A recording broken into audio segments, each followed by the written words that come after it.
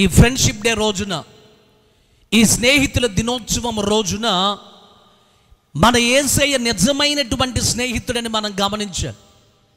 ఈ భూమి మీద మనందరికీ కూడా స్నేహితులు ఉంటారు. చిన్నవారి దగ్గర నుంచి పెద్దవారి దాకా, చిన్నపిల్లల దగ్గర నుంచి వృద్ధాప్య వయసులో ఉన్న వారితో సహా చాలామందికి స్నేహితులు ఉంటారు. స్నేహితులు లేనటువంటి వారు ఎవ్వరూ కూడా ఉండరు.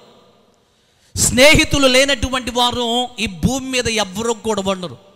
ఒకవేళ ఇక్కడ కూర్చున్నటువంటి మీలో ఎవరైనా, లేదు పాస్టర్ గారు నాకు స్నేహితులు ఎవరూ కూడా లేరండి, నేను ఎప్పుడు కూడా ఒంటరిగానే ఉంటాను, నేను ఎప్పుడు కూడా సింగిల్గానే ఉంటాను, నేను ఎవరితో కూడా స్నేహం చేయను, నేను ఎవరితో కూడా సహవాసము చేయను అని అన్నారంటే ఇక మీకు లాంటి సైకో ఎవ్వరూ కూడా లేరు. స్నేహితులు ఉండటం మంచిది.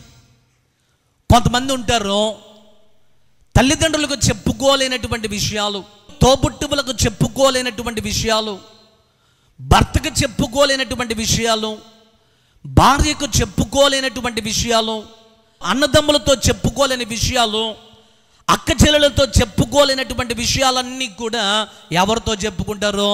స్నేహితులతో చెప్పుకుంటా ఉంటారు. అంటే ఆ స్నేహంలో ఉన్నటువంటి మాధుర్యం అలాంటి.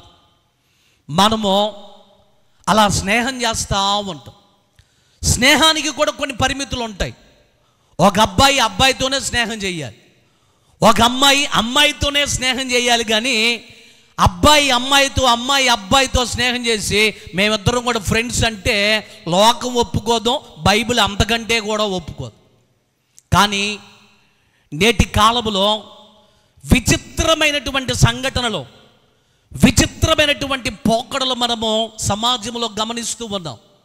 ఈ మధ్య కాలంలో నేను ఒక టీవీ ఛానల్లో ఒక కథనాన్ని చూశాను. ఏంటంటే హైదరాబాద్లో ఎవరైతే చదువుకోవటానికి ఆయా ప్రాంతాల నుండి మరి పిల్లలు, యవ్వన బిడ్డలు చదువుకోవటానికి కాలేజీకి వెళ్తారో వారట అక్కడ ఉండటానికి కాలేజీలో కొన్ని హాస్టల్స్ ఉంటాయి కదా, మగపిల్లలకే ఉంటాయి, ఆడపిల్లలకే ఉంటాయి. కానీ ఈ మధ్య కో హాస్టల్స్ అంట. చెప్పండి ఏ హాస్టల్స్? కో హాస్టల్స్. అబ్బాయి అమ్మాయికి ఒకే రూమ్లో ఉండొచ్చంట.